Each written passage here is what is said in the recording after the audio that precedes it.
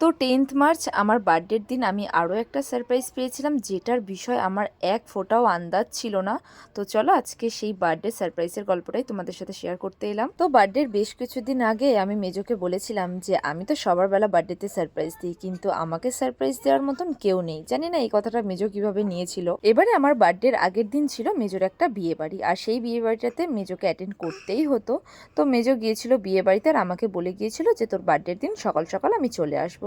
তো সেই মতন ও বিয়ে বাড়িতেও গিয়েছিল। এমনকি বিয়ে বাড়িতে গিয়ে আমার বার্থডের আগের দিন রাত্রেবেলায় আমাকে উইশও করেনি। তো সেইটা নিয়ে আমার একটু রাগও হয়েছিল। তারপর বার্থডের দিন আমি নিজে থেকেই মেজোকে ফোন করি ও বাড়িতে আসবে কিনা। তো ও আমাকে বলে যে না, আমি বাড়ি যাব না। তো আমি রেগে মেগে ফোনটা কেটে দিয়েছিলাম। তারপরে ও কখন মামার বাড়ি থেকে এসে রূপাদের বাড়িতে এরকম একটা বার্থডে সারপ্রাইজ প্ল্যান করে আমি তো বিন্দু মাত্র আজ করতে পারিনি। আর এই সারপ্রাইজের পিছনে আন্টি আঙ্কেলও কম যায় না। আন্টি আঙ্কেলের কথা কি বলবো, আমি বাড়িতে কেক কাটতে বসেছি, ঠিক সেই সময় আন্টি আমাকে ফোন করে এমনভাবে বলে যে আঙ্কেলের শরীর খারাপ। আমি তো পাগলের মতন ছুটতে ছুটতে এসেছি, এসে দেখি যে এই অবস্থা। আর সত্যি কথা বলতে 2025-এ যে আমি এত সারপ্রাইজ পাবো বার্থডের দিনে আমি ভাবতেই পারিনি। তো আমি খুব খুশি হয়েছিলাম।